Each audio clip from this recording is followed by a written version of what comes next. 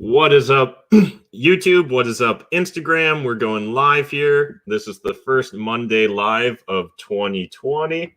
Hope you guys had a good holiday season. Oh, this is always a thing. I need to get better planning. Hope you guys had a good holiday season, though, and definitely looking forward to catching up with you guys. FYI, in case you're only watching this on audio, I did shave my beard, so that is a thing. All right. Okay, let's get this sorted out. God damn it. Need a new selfie tripod. That's going to be good enough for you, Instagram.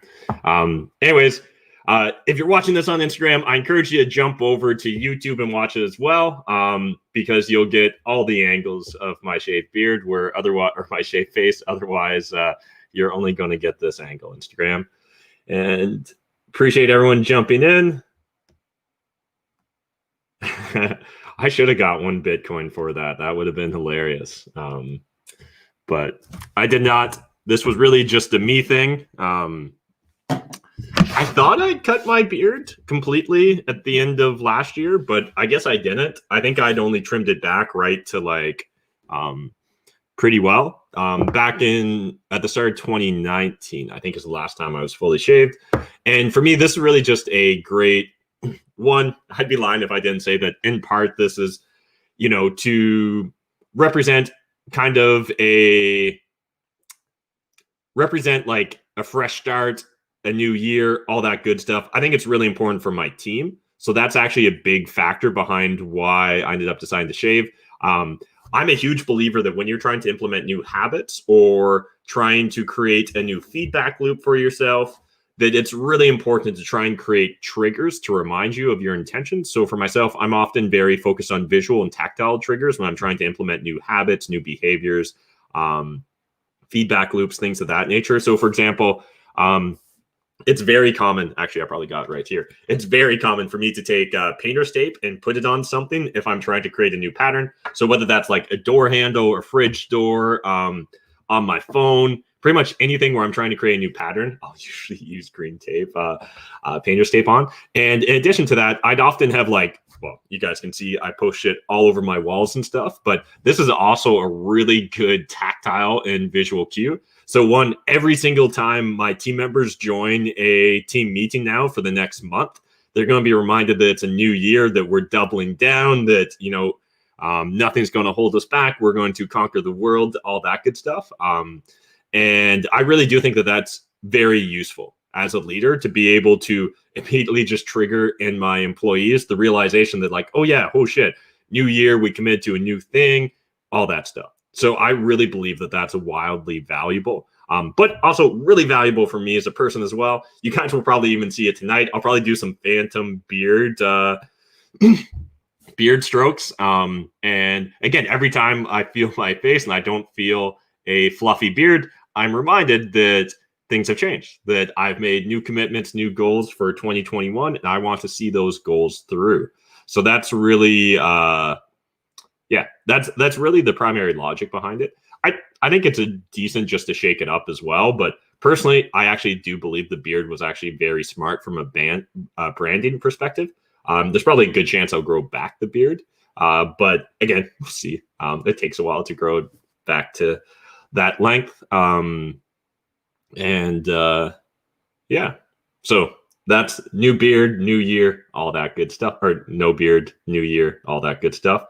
2020's very last victim, Jeff. So, all right, guys.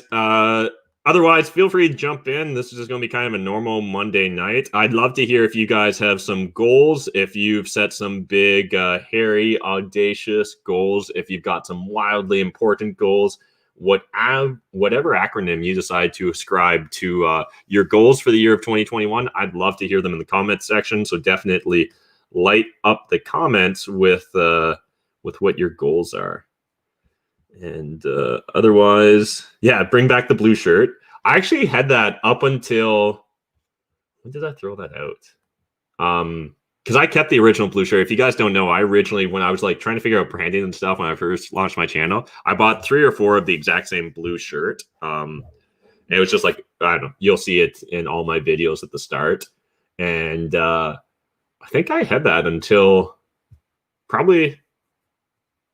we moved to the mansion. I probably had it, and I probably threw it out when we moved to the mansion. So alas, no blue shirt.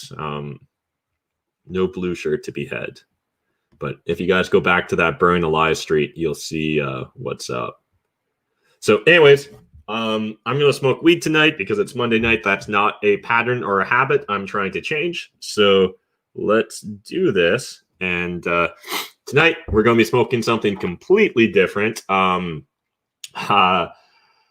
and Jordan from my team, for Christmas, they gave me 2 wonderful blunts. They're like really fancy blunts that literally have like a wood mouthpiece on them.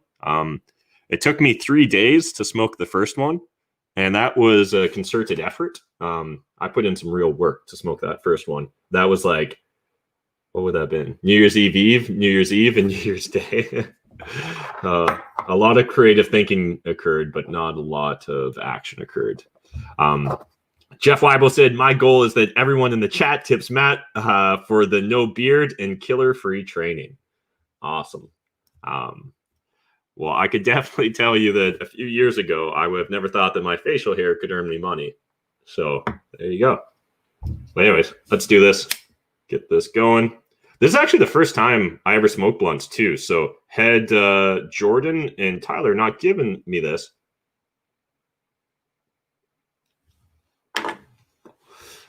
I would have never smoked a blunt. So it actually is kind of fun. It seems like a big commitment though. This is about halfway through this blunt. And it is a monster.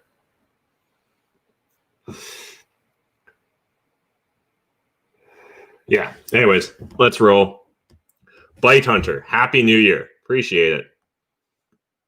What are your goals for 2020? Any big plans? A big part of having goals as well. Ben talks about this a lot, and I know this year both Adam Martin and Jeff Weibel like checked the box on what were important milestones for them. So Adam checked the box and got his Rolex, his Hulk, and Jeff Weibel got his Omega or whatever James. I'm still not a watch guy. I'm sorry. Whatever James Bond wears. And I committed, just because I didn't want to be left out in the fun, I committed to buying a Rolex as well. And if you guys saw my Instagram stories, I finally got possession of it today. So I get to check that box off from 2020. Although originally I think we all committed to buying them before the end of Q1 2020. But I'll be honest, at the end of Q1 2020, I was concerned about the end of the world as we know it. So I decided to delay that luxury purchase. But legitimately, I actually kind of view it a bit as like an inflation hedge or a inflation hedge, or the same as like precious metals or fine art or anything of that nature. I actually kind of like watches for the purpose of they'd be relatively easy to cross borders with compared to fine art or sports cars or things of that nature. So back to my love of digital nomads and living off the grid, and when shit hits the fan, luxury watches always seemed like a good sort of store of wealth that could be easily transported. Because actually the gold would be a lot more cumbersome to cross borders with than a watch. Look like a cokehead. Appreciate the support there, Jason. I've never smoked a blunt before, but it looks like a lot. It is, Dylan. It is absolutely a lot. Happy New Year. Happy New Year to you guys as well. Question, how do you appreciate multifamily when rent controls exist without cash for keys? Yeah, financial mechanic, cash for keys is going to be your friend there. Otherwise, as far as how you force appreciate usually is going to be paired with maximizing the gross rents. So usually you're going to either need to trigger tenant turnover or wait for tenant turnover in order to really maximize the forced appreciation you can generate. Now, again, if there's severe deferred maintenance or things like that, if your roof is leaking and you put a roof on it, that's still going to force some appreciation because the property probably wasn't considered in living condition before then. But yeah, I don't. I think the vast majority of us are going to focus on really maximizing our forced appreciation during tenant turnover. And a few ways you can approach tenant turnover other than cash for keys is like what I call tenant swap. And that's where we kind of switch between tenants. So like, hey, tenant in unit 1, I just fixed up unit 2. Would you like to move into unit 2 at an increased rent, but it's all fixed up and nice now? And the tenant swap, or like, having them swap apartments and stuff, you probably won't be able to fully maximize the gross rents on the building, but you'll be able to increase it. Alternatively, we can look at adding additional amenities. Now, these have to be actual additional amenities. You can't just go to the tenant and be like, hey, I'll replace the light bulb and charge you $200 more a month. But if we're going to add in-suite laundry, if we're going to add a dishwasher, things of that nature, there's a legitimate, value add there. And we can, sit down with them, discuss, and potentially agree to that increased rent. Now, as far as whether that's enforceable, you're going to need to look into the local regulations in your market. A lot of the times, this is probably going to be more along a gentleman's agreement than something that is ironclad. Now, if you do the tenant swap where they're literally going into a new unit, that's probably going to be ironclad in most jurisdictions. But if we're increasing their rents for additional amenities, most jurisdictions will have a proper channel you can go through where you can apply to increase the rents because you've increased the amenities, or you and the tenant can just come to an agreement. Again, I think it's really important for people to understand, while oftentimes, the worst tenants, the worst behavior gets highlighted a lot on social media, we shouldn't really be viewing our tenants under a confrontational perspective, right? Like, they are our customers at the end of the day. I mean, if McDonald's actually hated their customers, I don't think they'd be in business long. Same with any business. So thank you for the super chats, guys. Happy New Year, Kellen, Matt, and everyone. 2021 is going to be incredible. Absolutely agree. I think my biggest concern for 2021 is just knowing which direction to focus on the opportunities in. Hey, what's up, Jeff? Goal is to increase revenue on the side hustle by 2.5. Take a month vacation to visit family in Nova Scotia and buy 1 to 3 doors. Currently house hacking. That's awesome, man. And good to see you in the chat. I don't think I've seen you in a while in the chat, but I'm pretty sure that name looks very familiar. What do I think of the Oshawa market? Yeah, I recently did a video on the Oshawa-Durham region, so I definitely recommend you jump over and check it out. But starting in 2021, we're going to start releasing monthly market updates where I'm going to be partnering with local experts to get their boots on the ground understanding of what's going on in your local markets, because I know everyone's obsessed with really understanding what's exactly going on in their local market. And good news, Durham, Oshawa will be one of the regions we'll be doing it in. So I believe our first 5 regions are going to be... we're going to do Windsor, we're going to do Niagara, we're going to do Toronto, Barrie, and Oshawa.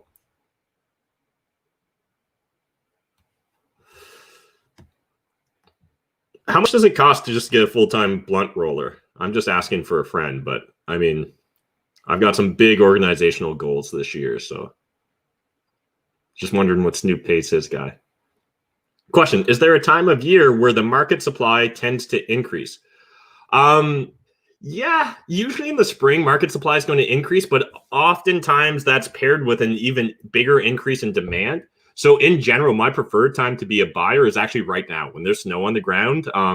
My literally favorite time of the year was the last 2 weeks of December, but then otherwise the month of January and most of February is great, especially in Canada, where it's just a giant pain in the ass to go look at properties. And right now, because we're under lockdown in Ontario, I assume most of Canada is, but because we're in lockdown in Ontario, at least, again, it means there's going to be a lot less buyers out there. So it could present some great opportunities. Anyone that's listing their property right now either isn't in a rush Or alternatively, they're actually in a huge rush and they've got a big motivation, and there's potential for a great win-win opportunity there. Definitely been a while. Beard scared me away. Been watching you since a live stream was uploaded. Thanks, Matt. Love. Awesome. Appreciate it, man. I'm just waiting for, like, give it a week and everyone's going to be like, dude, you need a beard. Why don't you grow a beard? I just feel like no matter which way the wind blows, the internet's going to want it to blow the opposite. Hey, Matt, what do you think of Nova Scotia as a market to invest in? As Canada becomes more and more unaffordable, do you see some of the population spreading to places like Dartmouth? Yeah, I definitely think that there's opportunity. I think there's opportunities everywhere in Canada. I do think the East Coast is an interesting market. I don't know a lot about it, but I will say this. Right now, there is a lot of Ontario and BC investors that are chasing returns. And if the market doesn't implode, if it's not the end of the world as we know it anytime soon, if that doesn't happen, I think that they're going to continue to chase returns, and we're going to see them chase returns out into the East Coast. And at that point in time, I think there's a huge opportunity. I recently was talking to a couple of council members that, if you guys don't know Cashflow Tribe, go check out cashflowtribe.com. But we've got a high-end mastermind there, and two of my mentees, they're thinking about going out and really like making a splash in the East Coast in Nova Scotia. And I said, I think it's actually a wonderful opportunity. But where the real opportunity is you're going to need to be the guy that specializes in working with out-of-province individuals. And if you can become that person, I think there's wild opportunities if you can educate them. Same within Quebec. I think if you become the Quebec expert, if you become the Gatineau Hall expert, and you really educate Ontario investors about the opportunities there. We just shot a collab video with Griffin Milks. Let me know in the comments if you guys follow Griffin on YouTube. He's a great Canadian YouTuber. Let me know also what other great Canadian YouTubers I should do some collabs with. But Griffin was walking me through the Gatineau market. And literally, I swear to God, Gatineau feels like London, Ontario in 2016. There's just 1% rule deals everywhere you turn. And the rents are actually still like London, Ontario 2016 prices as well. And I got a feeling that there's an imbalance there that might get corrected. So the only few things that I personally would want to dig a bit deeper into is like, is it a big pain in the ass for someone that lives in Ottawa, Ontario to move to Quebec and Gatineau? Like, do they actually have to file technically a bunch of paperwork, or can they just avoid doing that and shit like that? And assuming that there's not a massive barrier to entry to wanting to switch your residency in regards to provinces, I think Gatineau is primed to blow up. And if it's not going to blow up, I think me talking about it will blow it up. So yeah, I definitely think that there's opportunities in Nova Scotia and in a lot of areas of Canada that maybe don't get the same sort of mainstream attention or YouTube attention that I give it. But the reason for that is there's a knowledge gap. People just aren't as familiar with the rules in Nova Scotia. They're not as familiar with the rules in Quebec. And so because of that, it's only local capital that's really competing there. The moment you can start educating outside capital, and that outside capital starts coming in and competing, I think you'll really start to see the market light up. Now, from just where people want to live, I don't know. What's the demographics doing out east? Was it trending upwards to begin with? You know, what's net migration, things of that nature? Definitely long term, I think there's a huge opportunity for people to want to remotely work. But I think that the way society works is people test the waters before they jump all in. So I think they're going to test the waters by like, oh my God, I'm going to telecommute from Barrie or from Kitchener-Waterloo. Or if they're feeling really crazy, they'll move to London, Ontario if they used to work in Toronto. And it might be a bit before we really see widespread adoption of telecommuting and, you know, getting comfortable living in provinces that maybe people wouldn't have considered living in previously. And so, like, I would say just knowing Canadians, I'd give it 2 or 3 years, and it feels like there could be an opportunity there. So food for thought. What's up, Tanner? My capital is tied up in my first 2 properties, and I keep missing out on great opportunities for more. How would I go about finding private money? Yeah, so first things first, Tanner, depending upon what we're talking about private money. So we should distinguish between whether you're looking for just literally like people to lend to you so that you can borrow. Or are we just looking for that sort of capital, or are you willing to consider JV partners and things of that nature? Now, either way, I think there's value in making sure that those first couple deals you've got, that you document them well. And if you didn't document them well, go back and start documenting them right now. And what I mean by documenting is literally as simple as like taking photos of the before and after and the during renovations, ideally, breaking down your numbers right and having some clear spreadsheets or info sheets to be able to provide to investors. Now, this doesn't mean we immediately overwhelm investors or potential private lenders, but as far as where to find private lenders, I would look everywhere and I would talk to everyone. And that's the biggest mistake people make when looking for private lenders is they're not proactive enough. So what you need to do to focus on being proactive is just like create a cadence of accountability for yourself. So commit to like 2 lenders a day. I'm going to talk to 2 lenders a day no matter what. I literally won't fall asleep at night. I'll email them at 11:59 p.m. if I have to, but I'm going to get in front of 2 lenders a day no matter what. If you commit to that for 30 days and you talk to 60 potential private lenders, I promise you'll start finding capital. I also don't know anyone that works that hard at finding capital. Straight up, even myself, my team members included, anyone in this chat. Because if you really work at it, you can achieve it. Now, it is important. You're going to need to understand what can you give up, right? What can you offer? And, what sorts of lending requirements or what sort of, if you were giving up equity, what sort of equity you're willing to give up in that regards. But definitely still opportunities there. Now, as far as like where do I actually find these private lenders to reach out to them? Your local networking groups, right? Online communities like Cashflow Tribe. And like talk to everyone there, right? Again, you'll probably talk to a lot of people that aren't going to be a good fit for you. But 1, you're still going to get better each time you talk. And 2, you'll eventually, you kiss enough frogs, you're going to find your prince, right? So if we keep looking and you literally just, have the mentality of, I'm going to do whatever it takes in order to get what I want, then you'll just do the work, right? The biggest issue I see with people is like, I called one lender and he said no. That's completely the wrong attitude, right? The right attitude is I'm just going to have to keep calling till I get a yes, right? So really take that attitude when it comes to those private lenders. Reach out to the investment communities. Talk to every mortgage agent in your city, right? Have you literally spoken to every single mortgage agent or at least every mortgage office or every mortgage brokerage and asked what private lenders do they work with? What's the average private lender looking for in a potential deal to lend upon, right? I'd explain my business model and ask them to really break down for me exactly how to go about getting to a yes. Again, that's a mistake I've made in the past when I first started, was when people would tell me no, I would just accept it as a no.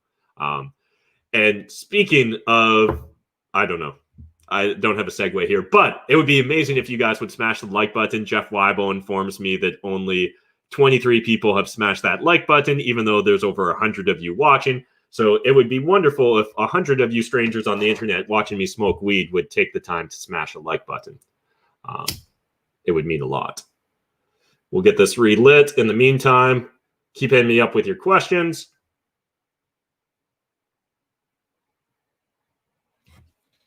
This has to be the most inefficient use of weed. I feel like I'm smoking a year's worth of bong hits. Would I warn against remote buying? I want to make an offer on a home, but my agent said don't make an offer till you walk the property, and I'm out of town for a month. So one, interesting. It's rare that I hear of realtors telling you not to make an offer, but here's some thoughts in that regards. So definitely before closing on a property or before going firm on a property, I'm going to want to walk the property, have an employee I really trust, or an inspector or a tradesperson, my realtor, someone else that really knows my business model. I'm going to absolutely have wanted someone to walk through the property, unless it's just literally the best deal and I'm buying it for land value. But I won't necessarily have walked the property before making an offer on it. In fact, Ben, the humble CEO, he literally has a philosophy of not wanting to walk the property until he's got an accepted offer. So until he knows the price that's going to work for everyone, he literally doesn't even want to see the property because he wants to really gauge their motivation there. Are you actually looking to sell? Now, everyone can approach real estate investing however they want, but it's quite common for myself, Jeff Weibel, when we're looking at trying to buy larger apartment buildings. Like, understand that our most extreme offers is Jeff sending like essentially a blank offer or just an arbitrary dollar amount, just being like, we'll pay you $10 million, fill in the address, and it's a conditional offer. It's a conditional offer.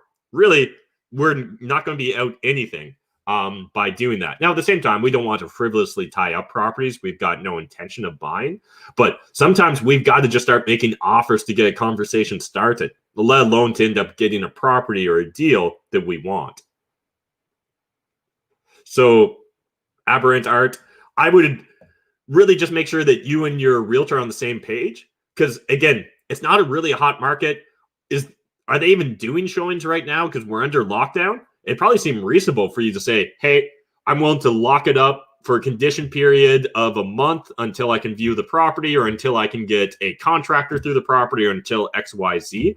I mean, if they're not going to do property showings anyways, they'd probably rather tie it up with you and at least have a potential bird in the hand rather than just sit on their hands for the next 28 days. Any realtors, let me know. Are people allowed to still walk through houses and stuff? I know this is a naive question, but I don't pay attention to what goes on in the real world. I just kind of like living in my bubble these days. I was considering Sudbury, however, was advised against it. Any advice for investing in Sudbury? Pretty sure I've shot a video on Sudbury. If I remember my numbers correctly, Sudbury is the only municipality in Northern Ontario that's actually got a population base that's growing. Not growing much, but at least it's not dying.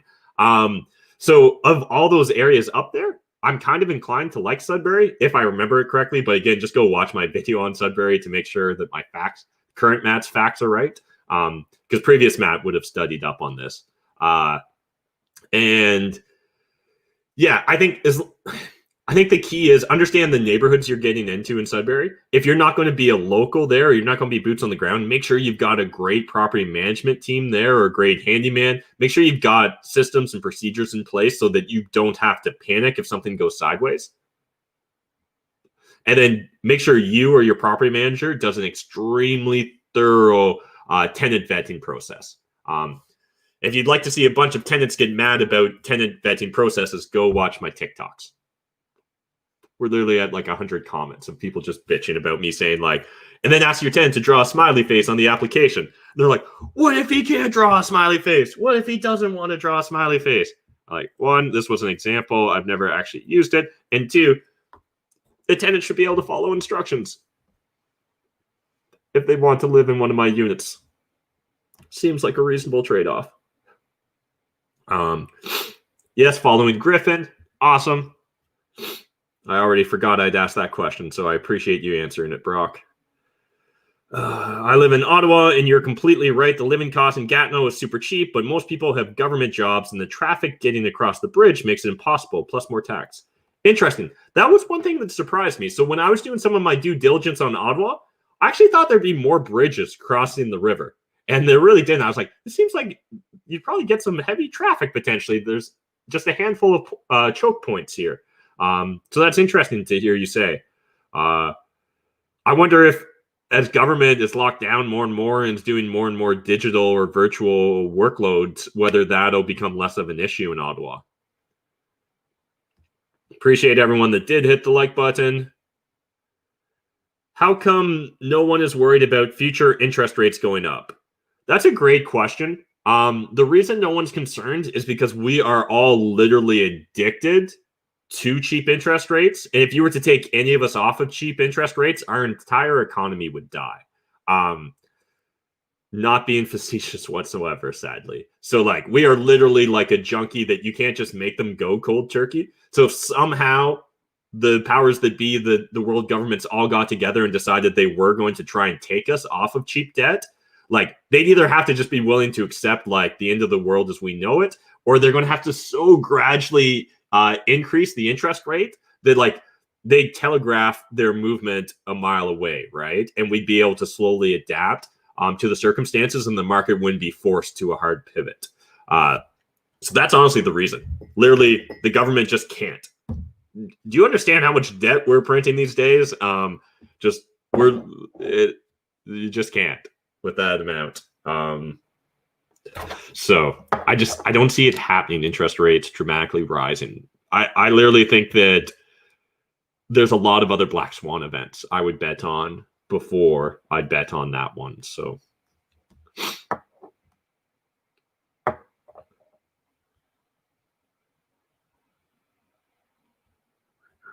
question, why is Quebec so much cheaper than the rest of the country?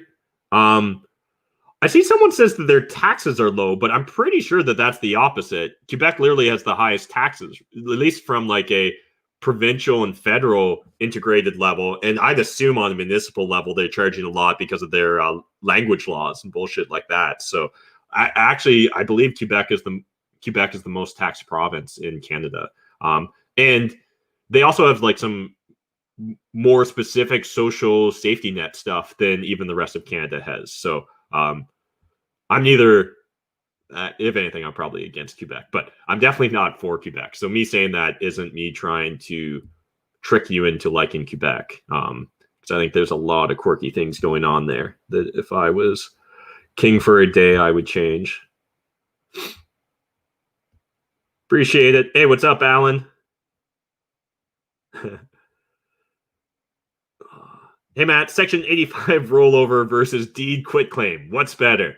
This is definitely a talk to your professional tax accountant on doing that. But hit up our boys, Mitch and Pearsanth. They're producing a bunch of Instagram and TikTok things. And I'm pretty sure, actually, I just saw Pearsanth posted about 85 rollovers. So definitely go over and jump on that. But understand, it's literally been over 10 years since I was in public accounting. So most of the stuff I would have to Google to really get a hard answer for you on. Hey, Matt, what do you consider as the biggest risk for real estate in general? Interest rate increases, tenants leaving, house foundation falling apart. What do I think is the biggest risk? I think government intervention and mucking about, K-Dog, is by far the greatest risk to real estate investors. So unintended consequences from well-intended politicians by far is the greatest risk to real estate investing.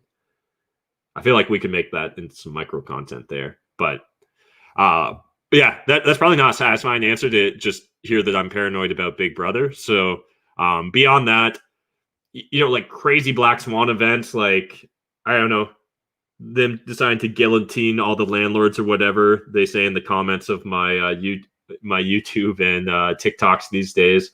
It's interesting. There's not nearly as many socialists on Instagram. Why is that? Are people just like on Instagram, they only want to see things they like? Because I literally get no like kill all landlord comments on Instagram. That's interesting. I've never thought about that. Hypothesize in the comments. Let me know. Why do you think that Instagram seems to be a more positive vibe place? Is it just no one's searching to hate rage on shit, but they will on YouTube or TikTok?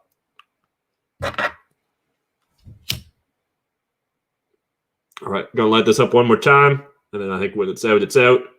Hit me up with any of your questions or your theories on why Quebec's cheaper, or why whatever that last question I had was. Oh, why Instagram's a nicer place. Let me know, Instagram. Does Shaved Matt just do better? Because I'm getting 40 concurrents on Instagram. And I almost never get that when I just ignore Instagram. That's funny. What's your take on investing in small towns with populations less than 10K? Hey, Peter. If considering investing in small towns with less than 10K, there's going to be a few things I'm going to at least want to understand about the market before deciding to proceed. What sort of volume activity do we see in that market? Like, is there a house a month sells? Is it a dozen houses? Because again, if we're dealing with a market where somehow less than a dozen or two properties sell a year, I'm not sure if I consider it liquid enough that I'd almost ever want to buy it unless it's buy and never sell is the strategy. Beyond that, I'm going to look at net migration, right? So understand, like markets like Wallaceburg, a population right around 10,000, I think just under 10,000. If I remember correctly, it hasn't changed. It's essentially stayed the same or slightly decreased since like the late 80s. Not a market with hyper growth. Now, does that mean it's inherently a bad market to invest in or that it'll never experience any appreciation? No. But what it means is that presumably the alternative markets or the alternative assets I could have invested in will likely get a superior rate of return. And so because of that, my opportunity cost is probably too great for me to want to invest in markets that don't have a net population growth, whether that's just organic, which does that even happen anymore in Canada, or whether it's by immigration. Either way, I'm going to want to see positive population growth in any market that I'm looking to invest in.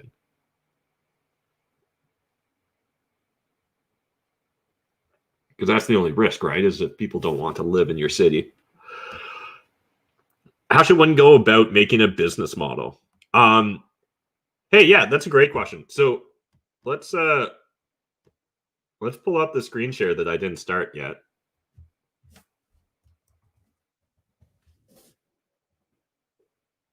And if you go to Cashflow Tribe, if you check out our courses,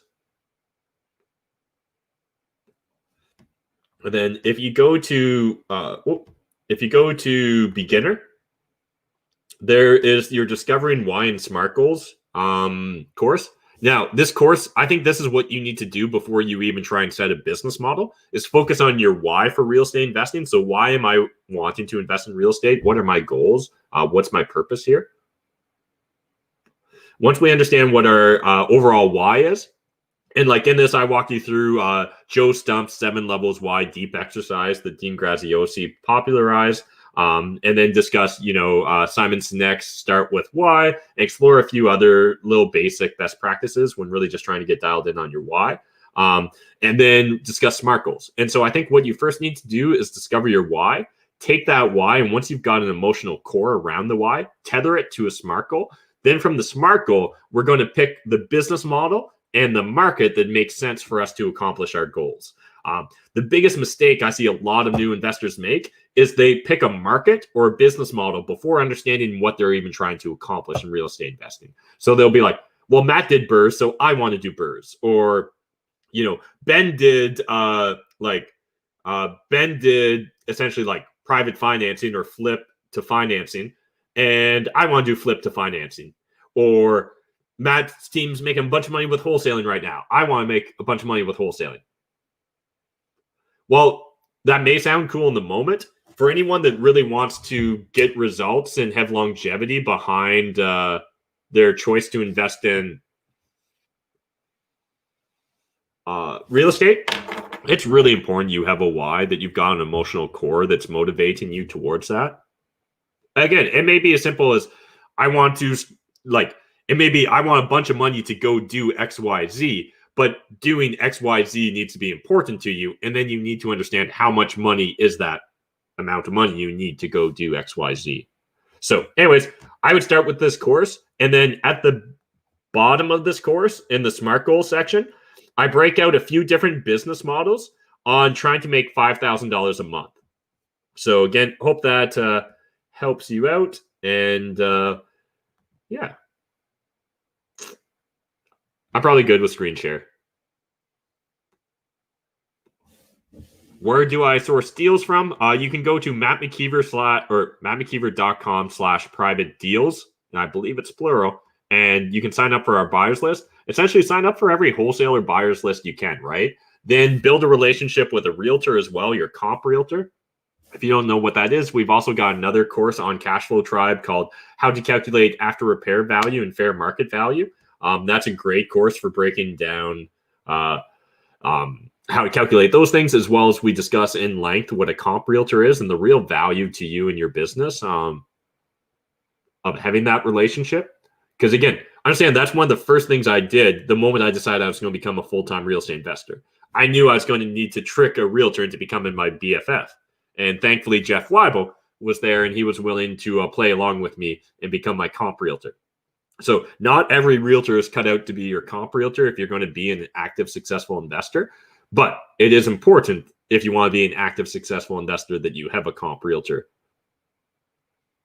or easy access to all that data that they have.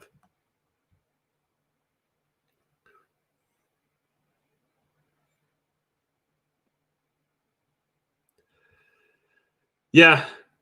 Well, talking about Quebec, I see at Bernard had a comment here. I couldn't understand why the real estate market is half the average of the country. I still have no clue why Quebec is so cheap. It's a mystery. I think in part it has to do with just some of their pain in the ass factors, right? Like their language laws and stuff like that. If you don't force everyone to speak French and have all their signs in French and do their leases in French and all that, like it might hinder the growth and demand of your province. Is Brantford a growing municipality? Absolutely. Fantastic. If you check out my videos on Brantford, you'll see I'm very bullish on that market. But if you check out Stats Canada's data, right now it's got a metro population of just under 100,000. Might even just be at 100,000 now. And it's projected by 2046, I want to say, that it's going to be at 160. No, maybe it was 2041. It's going to be at 160,000 for the metro area. So that's a 60% population increase over the next 2 decades. That's very aggressive growth, and it's a great sign of what's to come for Brantford. 120 on YouTube. That is amazing. Thank you, guys. And please remember to tip your YouTuber by smashing the like button. Quick signs to not invest in a property. If you don't know what you're doing, if you don't understand how to make money on it, do not invest in it. If you don't have a clear exit that makes you money. So don't just buy something because it seems like a good deal. A great example of that right now is like, I'm really struggling to not buy this church that's for sale because it feels like a good deal, but I think that it would be a big distraction overall. Because it's actually, this isn't the church I showed on Instagram. This is the church. Actually, I don't know if I even showed you guys the church. I think I only showed that to Cashflow Trap. But anyways, there's a church for sale. It seems very reasonably priced.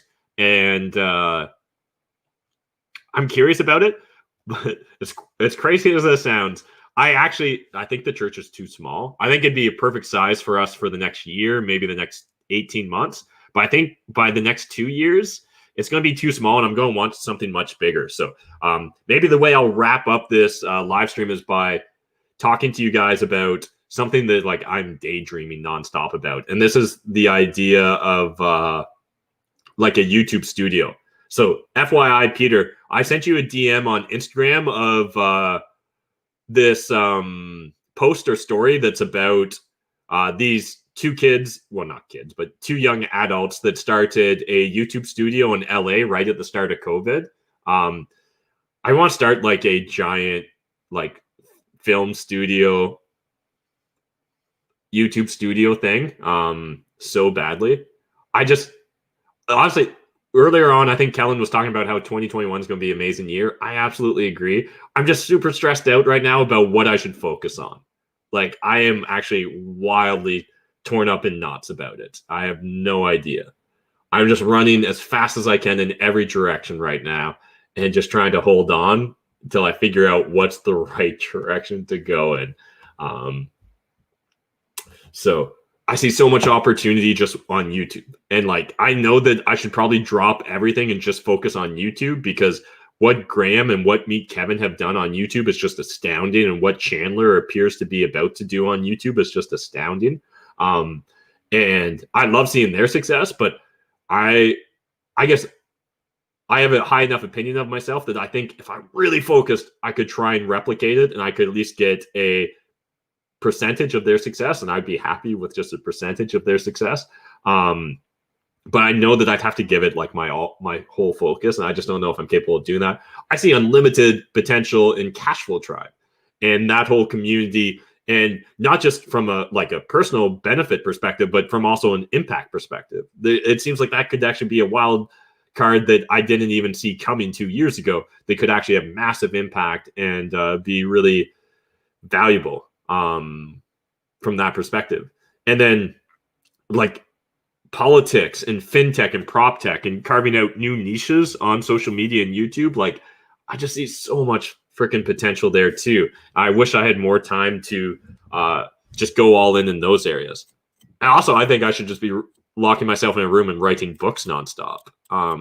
So I'm just, and also I know I need to hire like 50 people this year if we're going to achieve any of our goals. So we're literally looking at like just slightly more than double the amount of staff we currently have between all the businesses. And again, I know I should probably just be spending every waking moment on Zoom hiring calls and building out the team and making sure that I get the right team members to keep my culture scaling. So anyways, that YouTube studio idea, though, is at the top of the list of FOMO I'm currently having right now, where I'm just like, I should just drop everything and go do that. And also even just buying apartment buildings. We're doing really well with that. And I'm like, it would be kind of fun just to go full time on that and just get to play in that arena. So that's what my holiday season was all about. It was just the angst of trying to figure out what wonderful opportunity I should focus on. Let me know in the comments if you've got a pet theory. We are smoking a blunt, Instagram, in case you were. I see a couple of questions there. All right. Yeah. Really want that YouTube studio.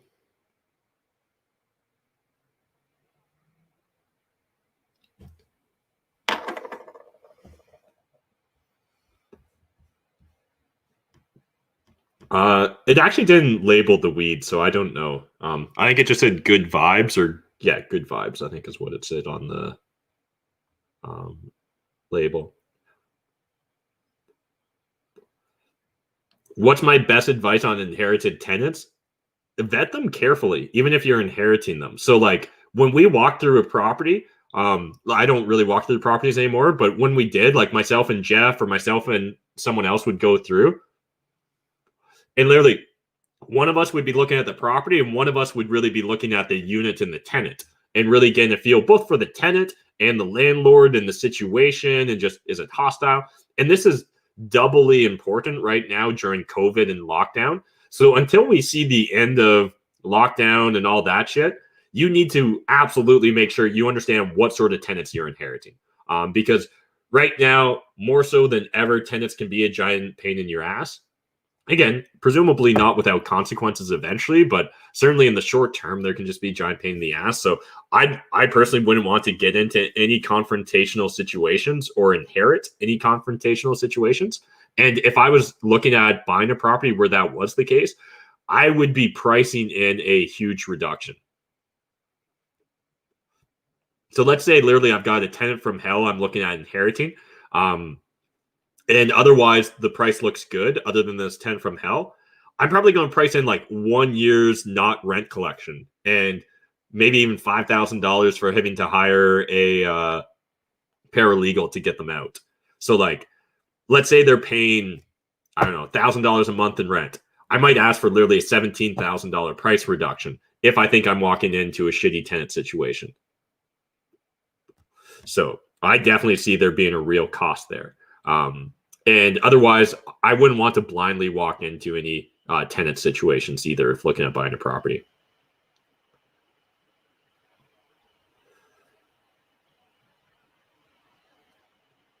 Hey, do I use Facebook to generate leads? I don't on the real estate side of the business. Some of my other businesses use Facebook, but we don't on the real estate investing side or wholesaling.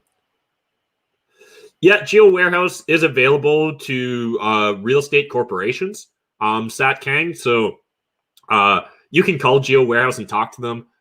They're giant douchebags to individual investors because they just don't care about us. I wish I could remember the guy's name because I would totally call him out because he was a condescending ass when I called. Because I tried to call to get a bulk discount. I was like, I literally have thousands of Canadian investors, thousands of Ontario Canadian investors that would be interested in some sort of bulk subscription if we don't have to pay like an asinine $8,000 a year to get full access to your program. I said it in much nicer language. And he essentially said, I don't care. I was like, cool. Awesome. Good story. And that was that. So Yeah, it's $8,000, I think, for the full package, and it's maybe $4,000 for the restricted or limited views. You probably don't want to do that though. I think for about $35, you can get one-off pulls from like the land registry office, or maybe even Geo Warehouse's website does it. But somewhere on the internet, you can get a one-off pull for a property in Ontario for like $35. But if you're looking to do a lot of them, Geo Warehouse is going to be your go-to. And yeah, there's the unfortunate thing is, if you guys don't realize this, let me get up on my soapbox here. Geo Warehouse was a provincial entity up until very recently, right? So it was a government-owned entity, and then it was spun off to a private entity, and then that private entity, was it back in 2012 or 2016, was granted a 20-year monopoly license on the Land Transfer Registry Office's data. WTF. The fuck? We pay the Land Registry Office every time we buy or sell a property, and then we have to pay a private entity that's granted a monopoly to that data a ridiculous sum of money for information. Information that we had to pay to inform the government about, we then have to pay a private entity a princely sum in order to access that data on limited basis afterwards. And like, we essentially have to thank them for that privilege. Those condescending assholes. People talk about, like, when people hate on me and my businesses, I wish that I could have a cool, calm, collected conversation with them about bullshit like that. Because, like, that's the shit you should be upset about. That literally your government just hands off data to a private entity, grants it a monopoly on that information. There's no bidding process on it. It just is. Like, it's just ridiculous. And then that monopoly essentially grants a monopoly license to the realtors. Like, it's just like, you think capitalists are the problem, but it's actually...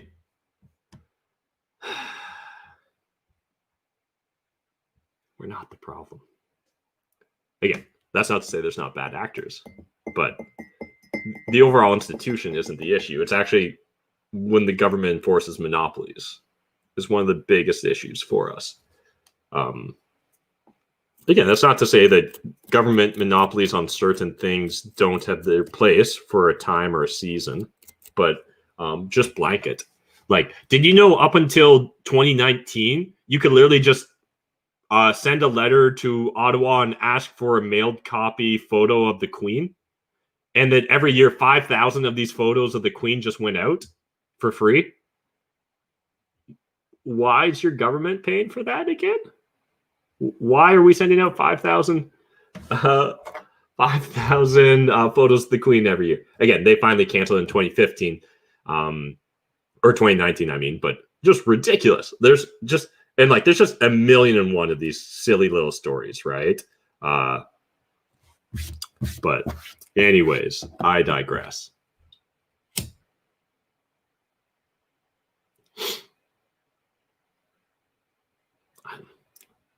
I feel cool smoking blunts, but it doesn't feel very practical.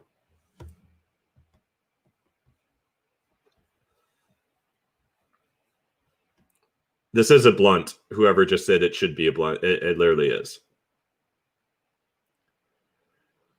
Hey, Matt, how does one start with a minimum wage job in Ontario and $30,000 down payment? Can you give some steps to follow?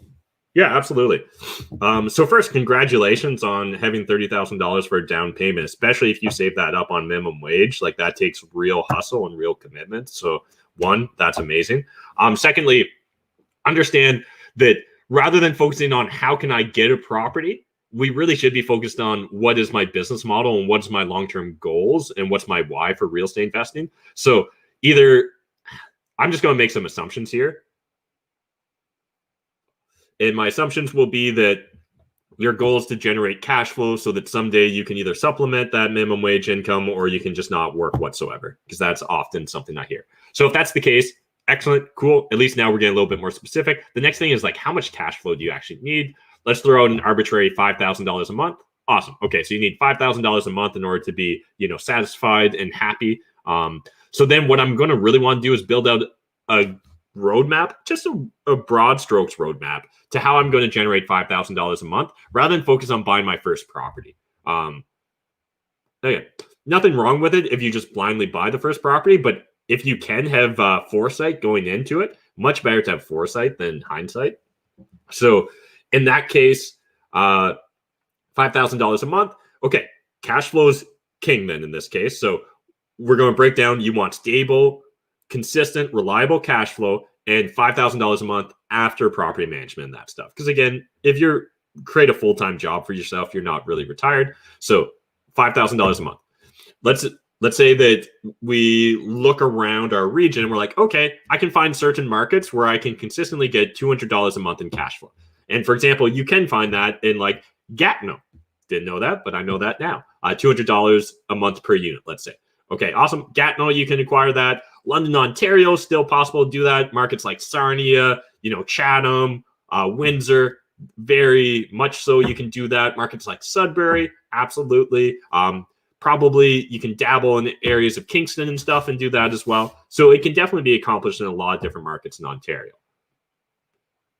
So then $5,000 a month, divide by $200 a unit, boom, gives me 25 units.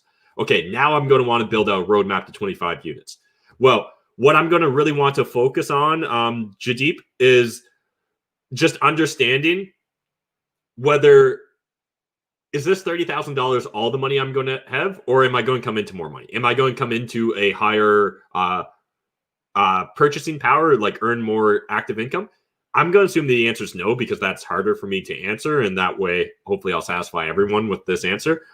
So if I assume that you're never going to get another dollar other than that 30,000 and you're never going to make more than minimum wage, then what we're going to need to do is just get you into that first deal and really get a proof of concept, document it like crazy, because documenting it's going to be really important, because you're going to use that documented first deal to then attract additional money partners. So what I'm going to look at doing is finding some other sort of JV partner, go buy in one of these markets where I can get my $200 a month in cash flow, document it like crazy, not really worry about what I make on that first deal, but make sure that I get the right deal that fits my business model so I can document it well, then go pitch potential JV partners. Now, if I just assume that I have to give up half my cash flow, now I go from needing 25 to 50 units. So I'm going to want to build out a business model to getting 50 units and then establish a timeline to that, right? And we can really start reverse engineering the milestones necessary to get us to that goal.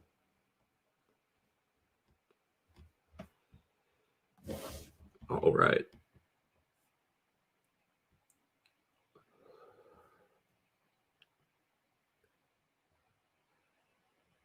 I think I'd like to invest in Gatineau, but I actually don't know, Maxime. So you let me know if you just moved there. Keep us posted on what you think of it.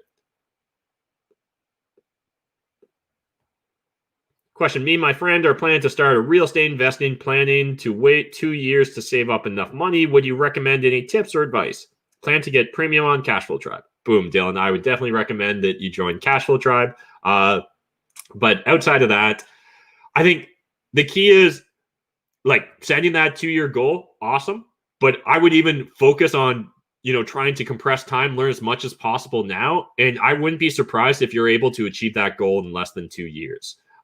Again, I don't know all the background, and it's hard for me to see avatars on this live stream program. So I don't know if you're maybe younger, but if you're not restricted by age or anything, like I said, you're not a minor, I imagine that there's a good chance if you've got some hustle and commitment that you and your friend would be able to get into real estate investing even in potentially less than 2 years. So definitely want to encourage you to do that. And in the meantime, just learn like crazy and start building relationships.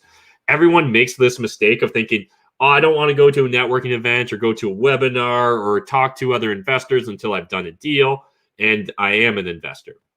Literally understand, when you're brand new, when you've never bought a property, every moment of every conversation you get with a new investor is priceless. It's literally just the best information ever, where once you get to become more of a jaded prick and like you've been doing this for a while, each conversation has less and less value because you've heard it before, to the point where almost like real estate conversations have no value for you whatsoever.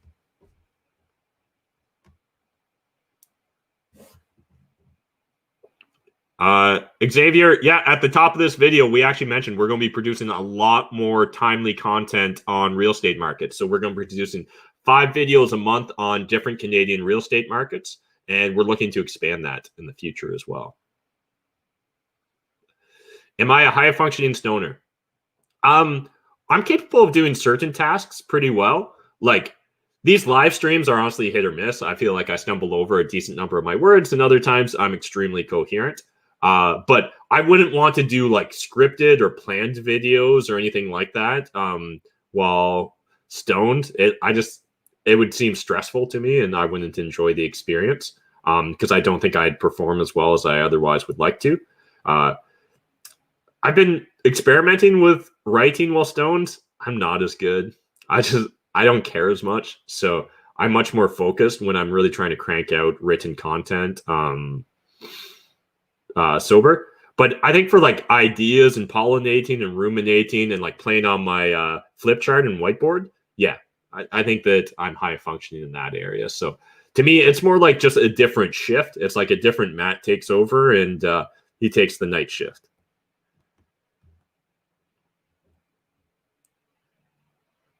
Yeah, I don't know what the brand's called. Sorry, guys. All right. Awesome. Well, I appreciate everyone that hung out with me on this live stream. Really cool that we were regularly above 100 and for some reason above like 40 on Instagram as well. So I don't know. Maybe the algorithm just likes a smooth face versus a beard, but appreciate you guys watching on Instagram. We'll wrap up now. As always, YouTube, hit me up with 1 or 2 last-minute questions, and I'll answer those because YouTube, you know you're my first love. Okay, let's get this posted. All right, what do we got for new questions? Done buying properties, want to act as a private lender, want to start with minimum $1 million. How would you recommend doing that? What loan to value would you use? Yeah, Jeff. And I guess if this is all my money, the $1 million, I'm going to want to spread it across multiple borrowers, right? Just to try and mitigate some of my risk. As far as loan to value, it depends on what sort of return I want, what my risk appetite is. For me personally, Matt McKeever, again, assuming that like I'm not trying to take over the world the way I am now, if I was just trying to build a really good lifestyle, I mean, I can probably lend it 10 to 12% secured in first place at like an 80-85% loan to value and have flippers lining up at my door all day long. So that to me sounds like a pretty good starting point. Again, I can probably squeeze out a few more percentages if it's important, or I can probably get really good successful flippers or get them to cross collateralize on top of my initial collateral. So again, there's probably ways that I can either juice my returns or juice my reduction of risk. Again, really just depends upon my personal preferences. Question, what's your thoughts on pre-construction versus resale for a primary residence? Do you think pre-construction has too much markup? Actually, great question. I don't think I've ever actually been asked this for a primary residence. Pre-construction, yeah, I think it really depends upon who's constructing it. Presumably, if you're in Ontario, you're going to get a Tarion warranty, right? I got sponsored by Tarion once. You guys should check out that sponsored video. But yeah, outside of that, I guess the one thing I would say, just be aware with like pre-construction or when you're building, the delays that come with building, right? So as a primary residence, that could potentially be frustrating. And yeah, it's probably the biggest issue there. And the potential lack of liquidity while it's still in pre-construction, right? Where if you bought and closed on a resale, it's going to be more liquid because you can just turn around and resell it. So yeah.